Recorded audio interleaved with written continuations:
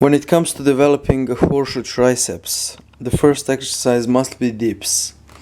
As you can see, if you keep your body vertical, it'll hit triceps more. If you bend a little bit, it'll hit your chest more, so keep that in mind.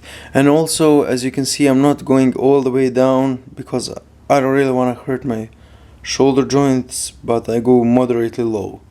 The next one is tricep extensions, the bodyweight tricep extensions.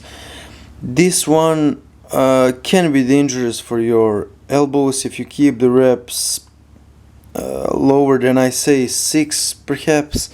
And I think the best rep range for this exercise specifically would be between 8 and 12. And make sure that you keep elbows in all the time so they don't flare out. And the last one is tricep dips. Don't make these butt lifts. The only thing that should be moving is your elbow.